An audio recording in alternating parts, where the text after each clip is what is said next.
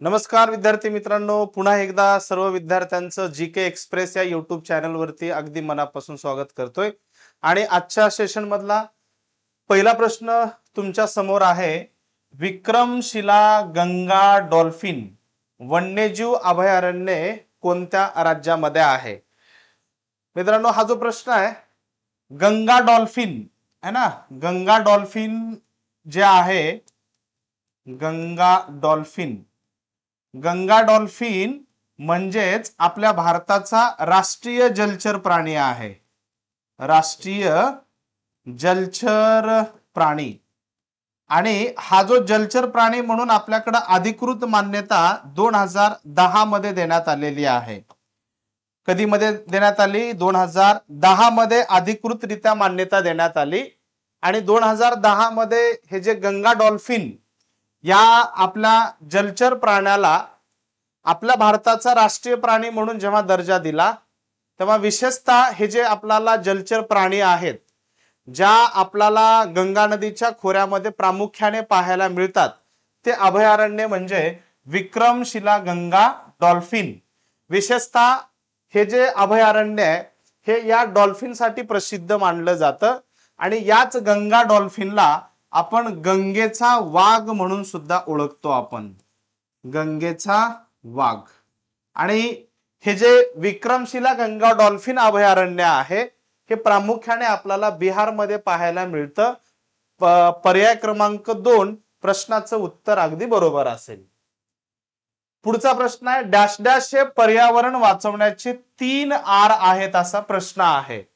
तर हे 3 R J आहेत, ज्या 3 आरच्या आपण ताकदीवरती आपण पर्यावरणाचं संतुलन आपण राखू शकतो, त्यातलं जे पहिलं आर आहे, ते पहिलं आर म्हणजे काय आहे? रिड्यूस आहे। काय आहे? रिड्यूस म्हणजे काय करायचं आहे? संकोचन करायचं आहे। रिड्यूस म्हणजे काय आहे की अशा खूप गोष्टी आहेत की ज्यांचा वापर आपण कमी करू शकतो, जसं की प्लास्टिकचा वापर आपण कमी करू शकतो, कागदी पिशव्यांचा वापर आपण जास्त करू शकतो, पाण्याचा अपव्यय, आपण गरजेपेक्षा जास्त पाणी वापरतो, आपण ते कमी वापरलं पाहिजे, किंवा आपण वीज गरजेपेक्षा जास्त वापरतो, ते कमी वापरलं पाहिजे।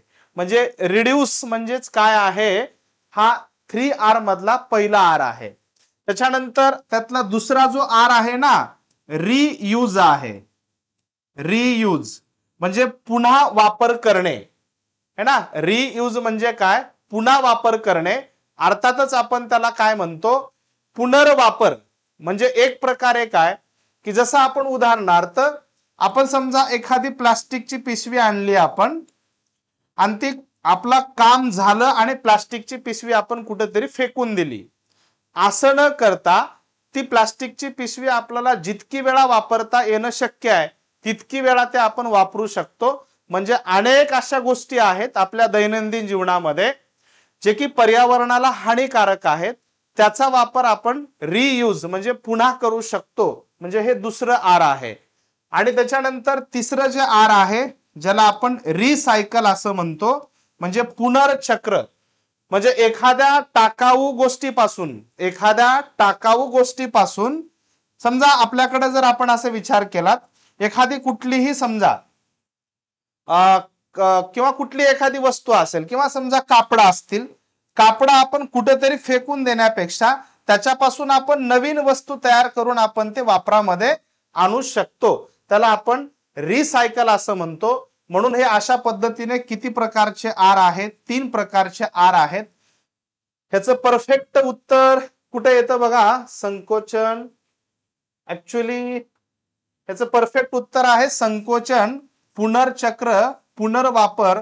पर्याय क्रमांक 3 हे प्रश्नाचं उत्तर अगदी बरोबर असेल। मित्रांनो, पुढचा प्रश्न तुमच्या समोर आहे, भिंग शक्तीचे एसआय एकक डॅश डॅश या अक्षराने दर्शवलं जातं। मित्रांनो, भिंग शक्ती कशाला म्हणतात? भिंग शक्ती म्हणजे काय आहे की प्रकाशाचे किरणे एकत्रित करण्याची जी शक्ती आहे ना, त्याला आपण काय म्हणतो? एकत्रित करण्याची जी शक्ती आहे, त्याला आपण ती भिंगाची शक्ती असं म्हणतो आपण. आणि ही जी भिंगाची शक्ती आहे ते डायोप्टर मध्ये मोजली जाते. कशात मोजली जाते? डायोप्टर मध्ये मोजली जाते. हे एसआय युनिट आहे आणि हेच डायोप्टर म्हणजे काय आहे? कॅपिटल डी आहे. इथं तुम्हाला पर्याय क्रमांक 3 मध्ये दिसतं आणि ते प्रश्नाचं उत्तर अगदी बरोबर असेल. पुढचा प्रश्न, मुस्सा पॅराडिसेका हे सामान्यतः डॅश डॅश म्हणून ओळखलं जातं. मित्रांनो, असे खूप प्राणी आहेत, खूप फळं आहेत ज्यांचे आपल्याला शास्त्रीय नावं माहिती नाहीत आणि अनेक वेळा असे प्रश्न परीक्षेला विचारले जातात. हे जे मुस्सा पॅराडिसेका आहे, ह्या 2 केळीच्या जाती आहेत आणि ह्या 2 केळीच्या जातीपासून एक जी नवीन केळीची जात तयार केलेली आहे. अर्थातच हे जे आहे हे केळीचं काय आहे? शास्त्रीय नाव आहे. म्हणून पर्याय क्रमांक 4 प्रश्नाचं उत्तर बरोबर असेल. पुढचा प्रश्न आहे, डॅश डॅशला पेशीचे ऊर्जा केंद्र असे म्हणतात. पेशीचे ऊर्जा केंद्र कोणाला म्हणून ओळखलं जातं? तर पेशीचे ऊर्जा केंद्र म्हणजे कोण आहे? तंतुकणिका आहे. पर्याय क्रमांक 3 अगदी बरोबर आहे. तंतुकणिकेमध्ये जी ऊर्जा शोषित केली जाते ती एटीपी मध्ये शोषित केली जाते. कशामध्ये? एटीपी मध्ये त्याचं शोषण केलं जातं. एटीपी म्हणजे काय आहे? ॲडेनोसाइन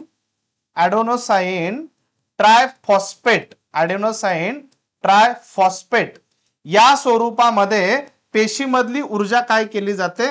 संरक्षित केली जाते, संवर्धन केलं जातं आणि त्याच माध्यमातून या तंतुकणेच्या माध्यमातूनच पेशीचा त्याला ऊर्जा पुरवलं जातं. म्हणूनच तंतुकणिकेला पेशीचं काय म्हटलं जातं? ऊर्जा केंद्र म्हटलं जातं. हा प्रश्न अनेक वेळा परीक्षेला विचारला जातो, म्हणून लक्षात ठेवणं ही तुमची जिम्मेदारी.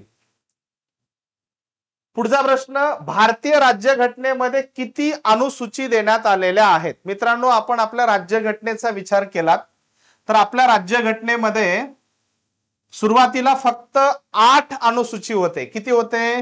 8 अनुसूची होते. आता 12 अनुसूची आहेत. मग याच्यामध्ये जे 8 सूची आणि पुढचे जे 4 जोडण्यात आलेले आहेत त्यातली 9वी सूची जी आहे ना, पहिली घटना दुरुस्ती 1951 ला जोडण्यात आलेली आहे.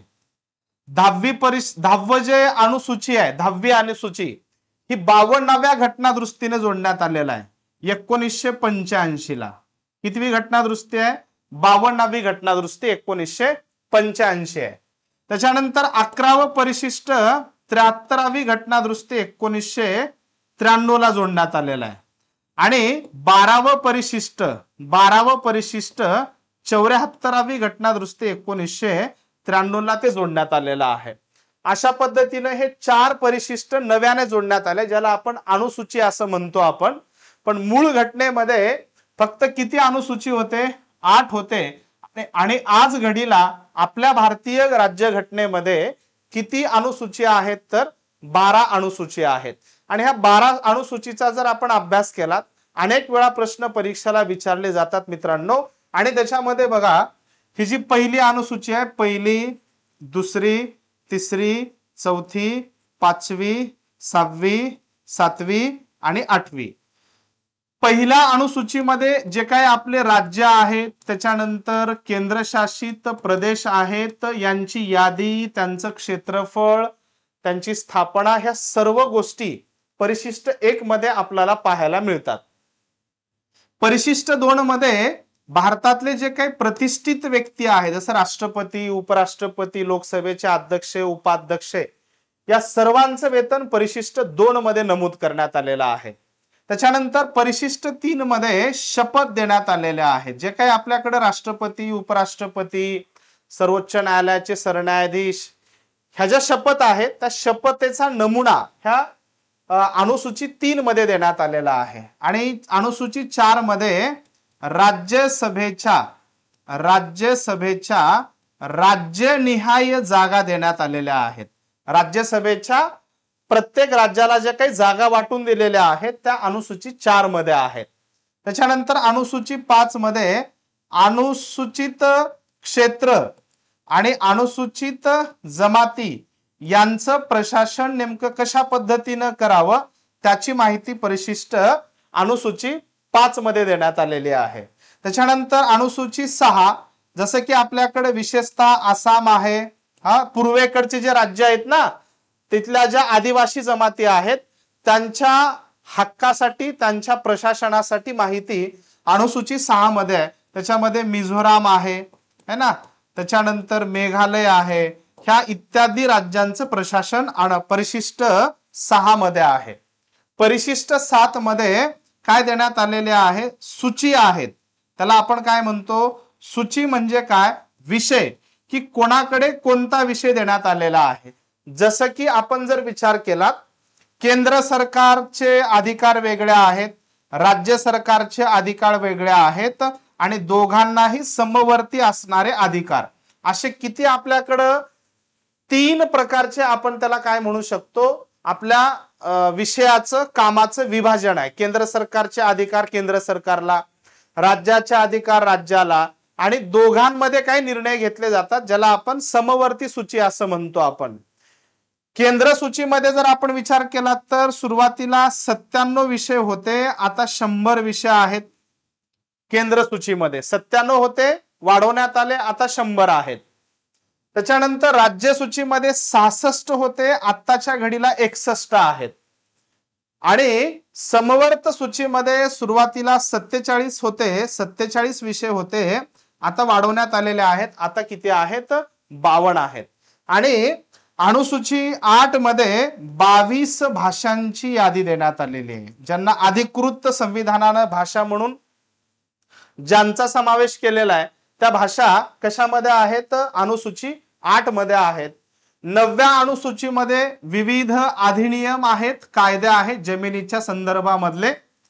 10व्या मध्ये पक्षांतर बंदी कायदा आहे, पक्षांतर बंदी कायदा. 11व्या मध्ये आपण विचार केला तर आपल्याकडे पंचायत राज, स्थानिक स्वराज्य संस्थेमध्ये जे ग्रामीण प्रशासन आहे त्याच्यासाठी 11व अनुसूची आहे. आणि 12व्या अनुसूचीमध्ये नगरपालिका, नगर परिषद यांच्या संदर्भामध्ये माहिती आहे आणि अधिकृत त्यांना घटनेमध्ये दर्जा देण्यात आलेला आहे. मग हे 73वे आणि 74वे म्हणून आत्ताच्या घडीला घटनेमध्ये 12 परिशिष्ट आहेत. पर्याय क्रमांक 2 उत्तर बरोबर असेल. पुढचा प्रश्न तुमच्या समोर, डॅश डॅशच्या शिफारशीवरून घटनेमध्ये मूलभूत कर्तव्य घेण्यात आलेले आहेत. मूलभूत कर्तव्याचा जर आपण विचार केला, मूलभूत कर्तव्य हा मूळ घटनेचा भाग नाही. मूलभूत कर्तव्य हा मूळ घटनेचा भाग नाही.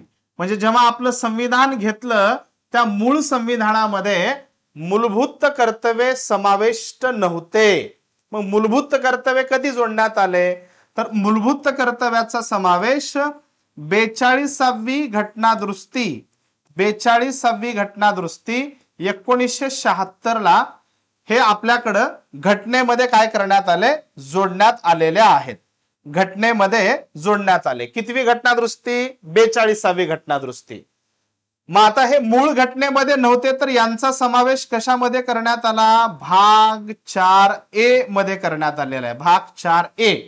आणि मूळ घटनेमध्ये जेव्हा मूलभूत कर्तव्य आपल्याकडे म्हणजे नंतरच्या काळामध्ये जे मूलभूत कर्तव्य जोडण्यात आले ते सुरुवातीला फक्त 10 जोडण्यात आले होते.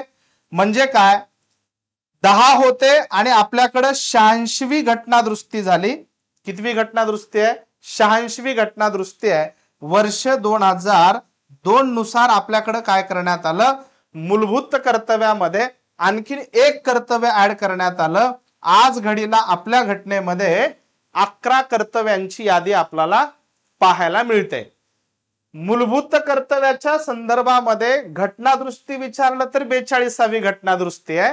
आणि जर तुम्हाला विचारलं कोणाच्या शिफारशीवरून घेण्यात आलेला आहे तर त्याचं उत्तर काय येतं, सवर्णसिंग समिती आहे जी 1976 मध्ये नेमण्यात आलेली होती. आणि या समितीच्या शिफारशीवरून आणि 42वी घटनादुरुस्ती 1976 च्या नुसार आपल्या घटनेमध्ये 11 कर्तव्य जोडण्यात आलेले आहेत.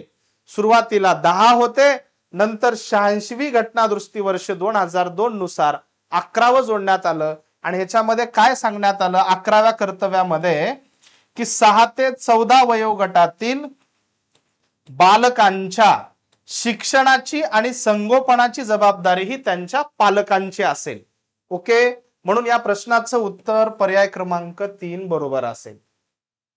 पुढचा प्रश्न, भारतात कोणत्या राज्यात अरेबिक कॉफीचे उत्पादन घेतलं जातं? कॉफी उत्पादन आपल्यामध्ये भारताचा विचार करता खूप जास्त मोठ्या प्रमाणामध्ये कर्नाटक राज्यामध्ये कॉफीचं उत्पादन घेतलं जातं. कर्नाटकच्या नंतर 2 नंबरचं राज्य केरळ आहे आणि काही अल्प प्रमाणामध्ये कुठं आहे तर ते तामिळनाडूमध्ये सुद्धा उत्पादन होतं. ह्या 3 राज्यापैकी कोणतं राज्य तुम्हाला पर्यायामध्ये दिसतं? कर्नाटक. पर्याय क्रमांक 4 उत्तर बरोबर असेल. आणि आपल्या भारतामध्ये चहा उत्पादनाचा विचार करता तर आसाम आहे है ना, सर्वाधिक चहाचं उत्पादन. आणि आपण कॉफीचं उत्पादन विचार केला तर कर्नाटक हे एकदम म्हणजे टॉपचा आहे आपल्या भारतामध्ये, की जिथं कॉफीचं उत्पादन सर्वाधिक होतं. नॉर्मली ह्या दोघांचा विचार केला तर भारतातील 90% कॉफी ह्या 2 राज्यामध्ये उत्पादन केलं जातं.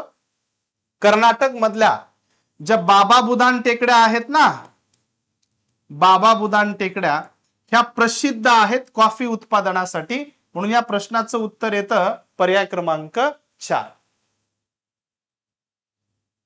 पुढचा प्रश्न आहे, माजुली हे सर्वात मोठे बेट नदी बेट कोणत्या नदी पात्रामध्ये आहे? हे बघा मित्रांनो, आपण इथं आलात हे सिक्कीमचा भाग, हे इकडं अरुणाचल प्रदेश, नागालँड, मणिपूर, मिझोराम, त्रिपुरा, मेघालय वगैरे वगैरे असा भाग. आणि हे इथून अशी जी येणारी ही ब्रह्मपुत्रा नदी आहे. ही ब्रह्मपुत्रा नदी जेव्हा अरुणाचल प्रदेश मधून तिला सुरुवातीला सांगपो असं म्हटलं जातं. सांगपो म्हणजे ह्या प्रश्नाचं उत्तर येतं ब्रह्मपुत्रा. ब्रह्मपुत्रेचं तिथलं नेपाळ आणि मधलं तिबेट मधलं जे नाव आहे सांगपो असं म्हटलं जातं. जेव्हा ती अरुणाचल प्रदेश मध्ये येते तिला दिहांग असं म्हटलं जातं. अरुणाचल प्रदेश मधून ही कुठं एंट्री करते? आसाम मध्ये एंट्री करते. आणि तेव्हा ती कोण होते?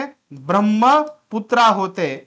या ब्रह्मपुत्रा नदीच्या खोऱ्यामध्ये या आसाम राज्यामध्ये जगातलं सगळ्यात मोठं नदी पात्रातलं बेट माजुली बेट हे आपल्याला ब्रह्मपुत्रा नदीच्या खोऱ्यामध्ये पाहायला मिळतं. म्हणून पर्याय क्रमांक 3 प्रश्नाचं उत्तर बरोबर आहे.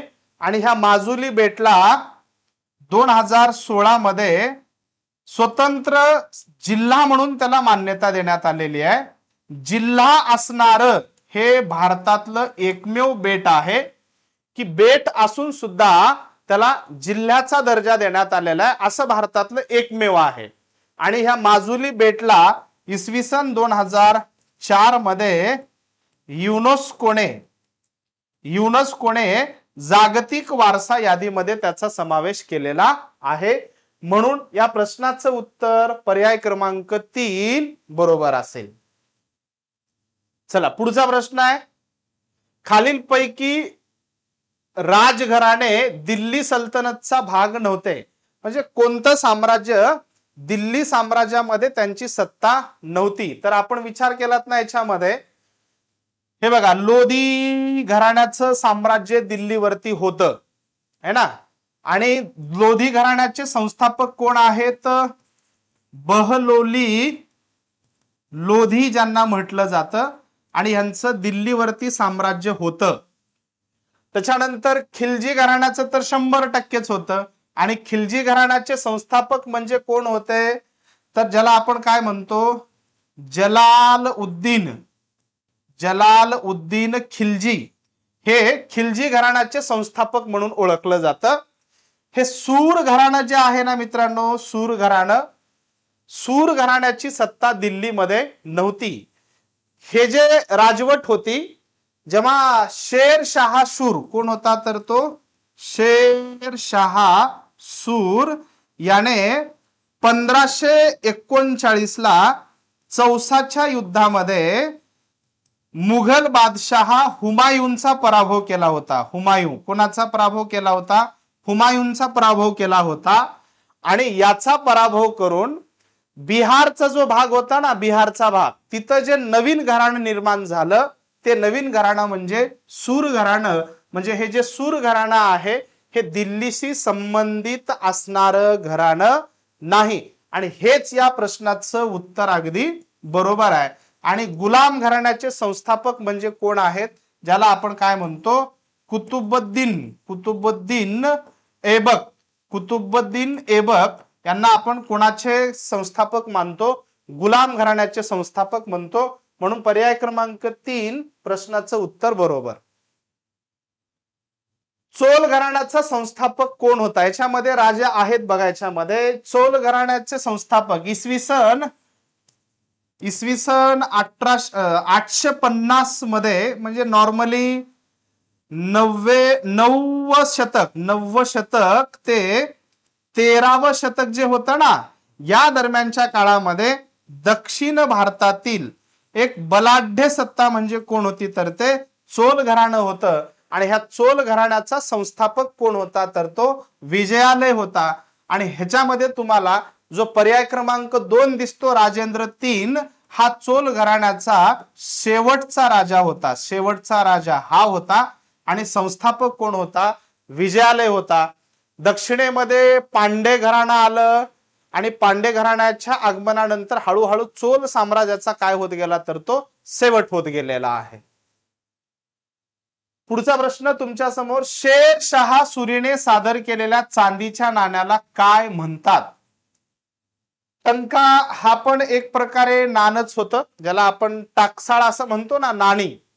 त्याच्यानंतर रुपया हेच शेरशाह सुरू केलेलं चांदीचं नाणं होतं आणि त्याला रुपया असं म्हटलं जात होतं. मोहर म्हणजे सोन्याचं नाणं होतं. कुठलं, सोन्याचे नाणं होतं.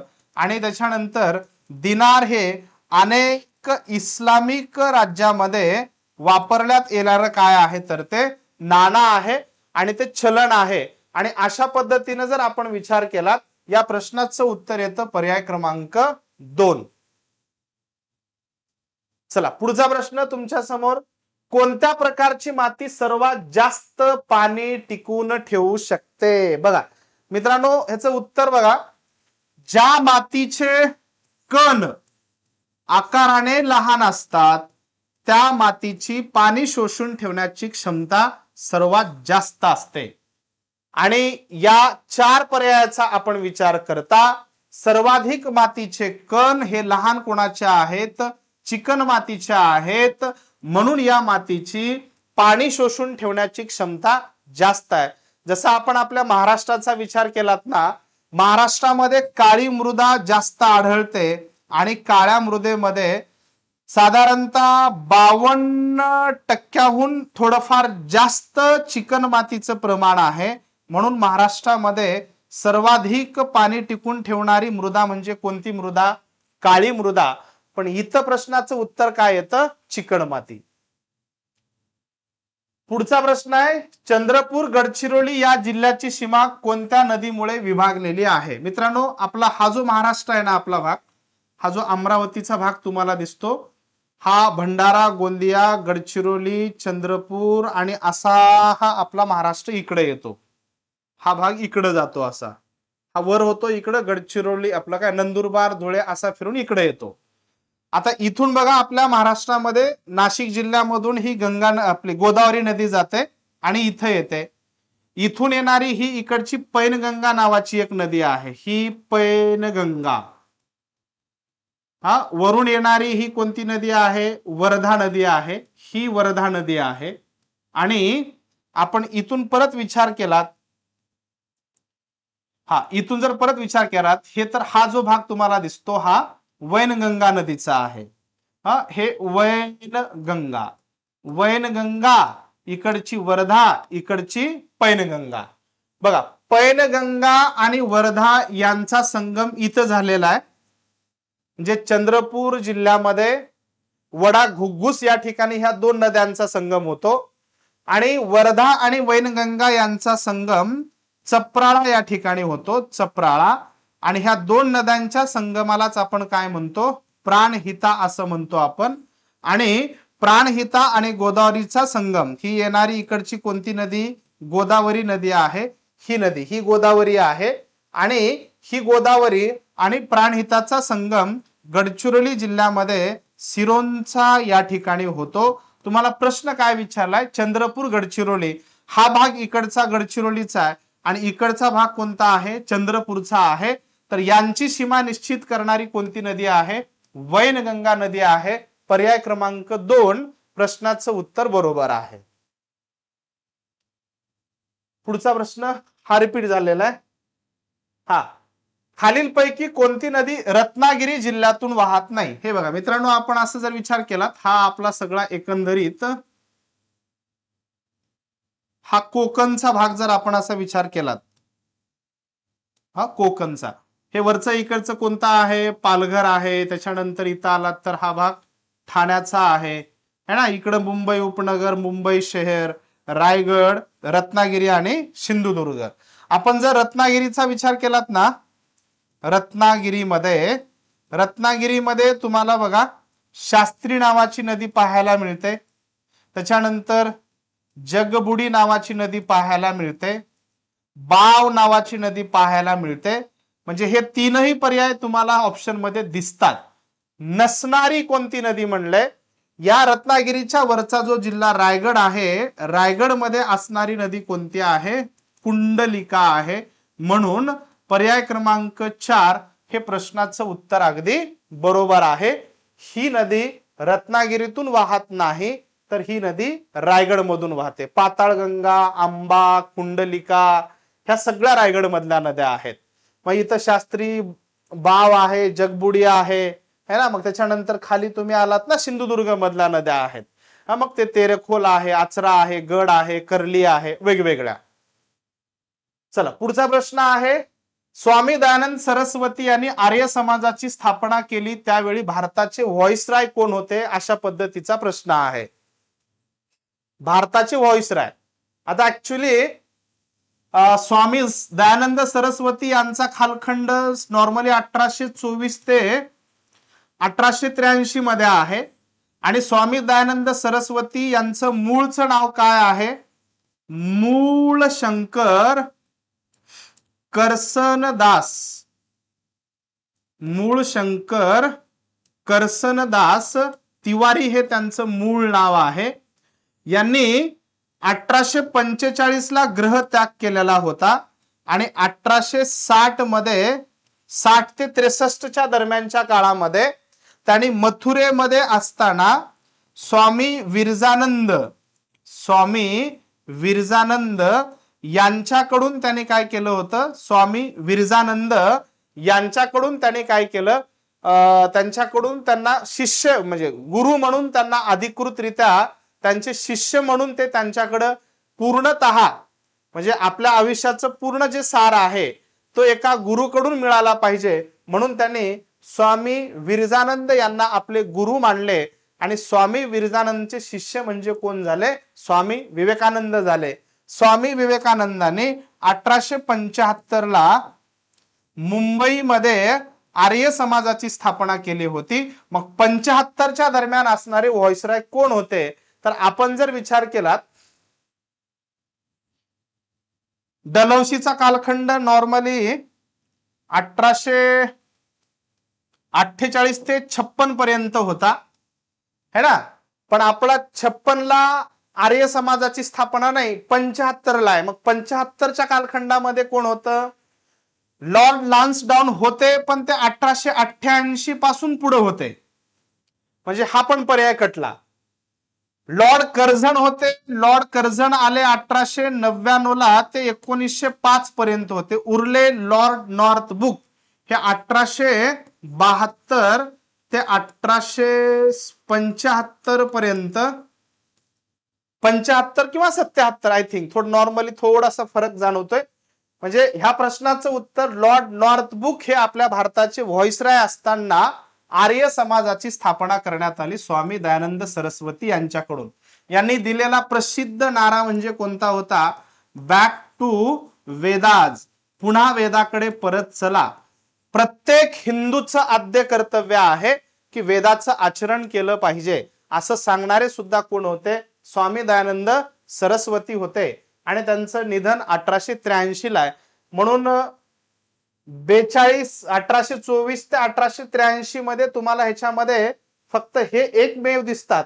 पण यांचा कालखंड जर आपण विचार केलात ना तर तो 56 ला संपवतोय आणि आर्य समाजाची स्थापना 75 ला. म्हणून पर्याय क्रमांक 1 प्रश्नाचं उत्तर बरोबर असेल. पुढचा प्रश्न, गंगापूर धरण कोणत्या नदीवरती आहे? गंगापूर धरण नाशिक जिल्ह्यामध्ये आहे. नाशिक शहराला पाणी पुरवठा याच धरणामधून केला जातो. पाणी पुरवठा 1965 ला हे धरण पूर्णतः बांधकाम करून पूर्ण झालं. 1965 ला आशिया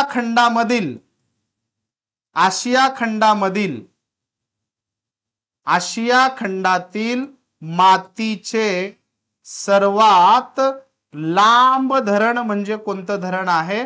गंगापूर धरण आहे. एवढंच नव्हे, आपल्या महाराष्ट्रातलं आणि आपल्या संपूर्ण देशातील पहिले मातीचे धरण म्हणजे गंगापूर धरण होतं. म्हणून या प्रश्नाचं उत्तर येतं हे गंगापूर धरण कोणत्या नदीवरती आहे? तर हे धरण गोदावरी नदीवरती आहे. म्हणजे पर्याय क्रमांक 4 प्रश्नाचं उत्तर अगदी बरोबर.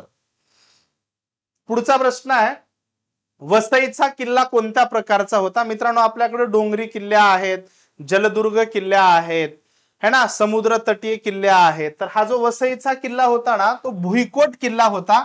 पर्याय क्रमांक 2 प्रश्नाचं उत्तर अगदी बरोबर असेल. किती? पर्याय क्रमांक 2.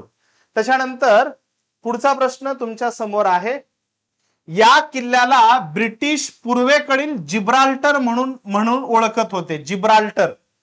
जिब्राल्टर म्हणजे इंग्लंडच्या ताब्यामध्ये असणारा तो प्रदेश आहे. भूमध्य समुद्र आहे ना, आय थिंक तिथं जोडण्याचं काम हे जिब्राल्टरची सामुद्रधुनी करते.